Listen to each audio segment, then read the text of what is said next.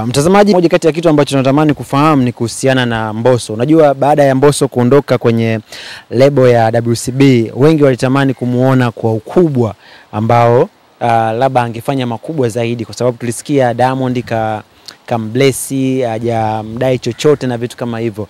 Lakini ule msemo ambao watu wengi wamekuwa wakiusema kwamba kuna namna ukifanya kazi na Diamond Platnumz alafu ukaacha kufanya naye kazi lazima upotee. Hasa watu wengi ndo wanahisi hivyo, wanaamini. So niko hapa na Konki Dudu Baya, atatuambia sasa. Kwanza brother Konki, kitu ambacho Mbosso alikifanya ni kizuri, ametoka kwenye lebo na ameenda kujitegemea. Lakini kuna baadhi ya mashabiki wanasema Mbosso hatumsikii tena, tunaona yani kama mauzauza hivi.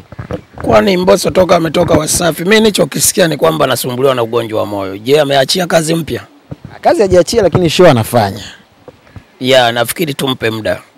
Katoka Wasafi, show anafanya. Kwa hiyo hatuwezi sasa hivi tukaanza kusema kwamba Mbosso amepotea.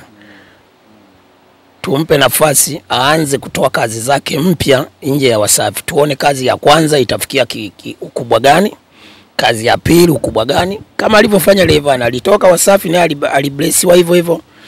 Tukaona kazi alizozitoa, baadaye tukaona kama anaenda chini. Sawa, na watu wakaanza kusema Rayvanny sasa hivi anaenda chini. Konde Boy yeye alijilipua. Katoka anaendelea kuwa pale juu. Ushaelewa? Sijaelewa mbinu anazozitumia Konde Harmonize na watu walionao wanaomshika Harmonize wako powerful kiasi gani? Ndio maana Harmonize yuko pale anashindana na babake. So kwa Rayvanny ilitokea hivyo, akawa anatoa ngoma, mara wakawa wanasema na akisikia nyimbo kali imetoka yeye anakimbilia remix. Shana remix. Kwa hiyo watu walikuwa wanaongea. Kama unavyoona Rayvanny anasuasua. Sasa Mbosso mimi siwezi kusema kwamba amepotea, sababu hajatoa nyimbo. Show anafanya.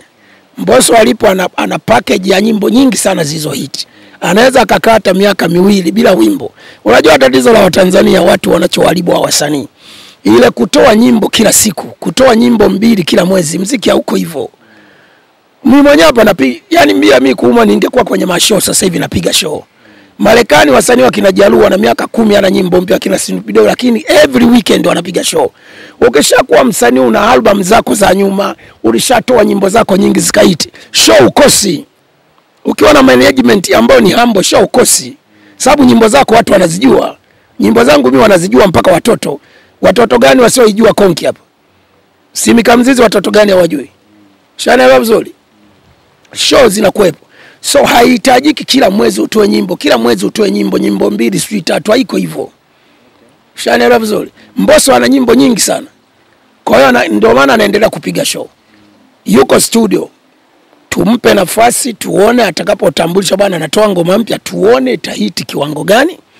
Tumwache hata nyimbo 3 4 ndio tuje tu doubt kwamba au tuje tuseme kwamba Mbosso amepotea. Lakini for now usimjaji. Ujue anafanya nini huko. Hapo kwa sababu unajua watu wanasema lisemwalo lipo, na kama halipo basi linakuja, si ndio? Kuna baadhi ya wasanii ambao kama wao umezungumza hapo vizuri kwamba haujui mbinu ambazo anazitumia Harmonize, ndio maana anaendelea kushindana na Diamond hapo na anaendelea kuwepo hapo. Lakini watu kumekuwa kuna hizo rumors kwamba ukifanya kazi na Diamond Platnumz kuna namna unapotea, yani unakuwa tena hausikiki kama ulivyokuwa unasikika zamani. Mimi nataka nifahamu kwa experience yako wewe, namna ambavyo umefanya kazi kwa muda mrefu na mpaka sasa hivi, hiki ambacho kimekuwa kikisemwa, wewe upo kwenye industry, unajua mambo mengi sana, hebu tuambie kina ukweli kiasi gani? Unajua, ngoja nikwambie kitu kimoja Mtachi. Hiki kitu nilikuwa nilishawahi kusema kwamba kuna vitu vingi sana vilivyonifanya mimi kuwapiga chini Wasafi, yani kuwakataa. Sawa, 2019 tukiwa Ilinga, kuna matukio mengi sana wakati nazunguka nao walikuwa wanafanya kuhakikisha kwamba mimi nikipanda jukwani nisifanye vizuri. Sasa utakuwaje unazunguka na watu ambao mko timu moja, alafu wewe wanataka ukipanda jukwani usisepe na kijiji? Maana yake unatembea na watu wenye jealous na wewe. Hata chochote wanaweza akakufanyia. Ilinga walinizimia muziki. Nimeimba nyimbo moja tu, nafikiri nishazungumza. Natoka siku hiyo nikawakataa, nikasema hata kwenda kupanda mlima Kilimanjaro na nyinyi ilikuwa imeandaliwa na Hamisi Kiongoa, waziri wa utalii kipindi hicho. Nikasema siongoze na nyinyi. Toka hapo sikanyagagi ofisi za Wasafi Mbezi na nikafuta na namba zao wote. Na juzi tu hapa Mchaga Oji wamemtuma. Wanataka interview kwenye Refresh. Nikiwapa juzi tu. Nikaambia Mchaga na kuheshimu kwa sababu wewe ndio nimekupeleka Wasafi mpaka sasa. Unajua Mchaga mimi ndio nilimpeleka Wasafi. Yes, alikuwa Yofe TV kama unakumbuka ile TV. Yofe. Alinifanyia interview pale Mwenge, nikaona dogo ana kipaji. Mimi ndio nikapiga simu wazee, kuna dogo anaweza sana hapa, ana appearance ya kwenye TV. Ndio akaenda ndio akapata ile kazi. Kwa hiyo Wasafi uongozi wote wanajua kabisa kwamba Mchaga na Dudubani kitu. Tukimtuma Mchaga jamaa atakubali kufanya interview kwa sababu nishaambia sitaki hata kuwasogelea na TV zenu na radio zenu. Ushaelewa vizuri? Kwa hiyo akamtuma Mchaga. Mchaga akanipigia mimi simu. Tayari kwa saa 9 navaa niingie mazoezini. Nikaambia anko, wako wapi hao? Akasema wako ndani. Nenda afu weka loudspeaker. Akaweka loudspeaker, wote wako pale. Nikaanza kuwatajia vipengele vyote walivyokuwa wanafanya, mbinu za kunimaliza mimi. Iwe Mwanza, iwe Mtwara, iwe wapi, Iringa ndo akanizimia muziki. Iwe ile miaka 13 ya Diamond Kigoma tuko kwenye treni. Vitu vyote hivyo nikawatajia, wanasikia wote pale. Na nikaambia sitaki interview na nyinyi. Mimi nina interview nyingi za kufanya nazo interview. Nina TV nyingi za kufanya nazo interview, Bongo Touch inanitosha. Kwendeni zenu. Juzi hapa nimewakataa. So kitu kingine kilichonifanya mimi niachane na Wasafi, walikuwa wanatafuta mbinu yoyote ile.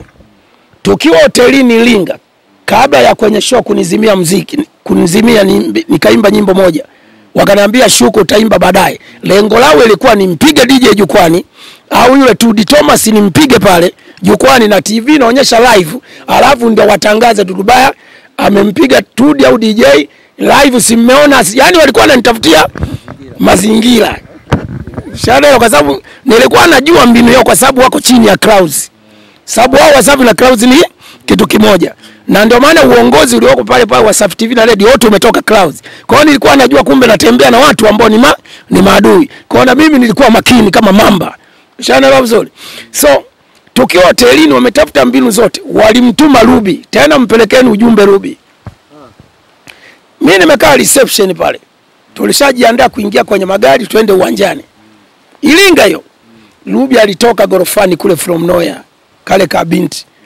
Ruby alinitukana, ulize watu wote wasanii wako pale wakinomike, alinitukana matusi anavyojua yeye kama dakika 20. Karubi kale na mwili wake. Ruby huyu. Na hakuna kasanii kakike na kapenda hapa kana kipaji kikubwa lakini kanapotea kama Ruby. Katika nikiulizo top 10 ya wasichana wa kike au top 5 ya wasichana wa kike wenye kipaji kikubwa cha kuimba, Ruby wanamtaja. Ila alikutukana. Mwanangu kumba alikuwa amedanganywa na Wasafi kwamba baada ya hizi tu Wasafi Festival 2019 wewe tunaenda kukusaini, utakuwa ndio msanii wa kike wa nini wa Wasafi kabla ya Zuchu. Ndio alikuwa amedanganywa hivyo. Sio mashanaelewa. Kwa hiyo kakavimba kichwa.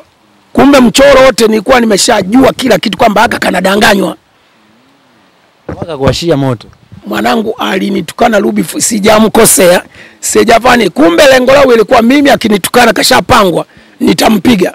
Nikimpiga aende polisi.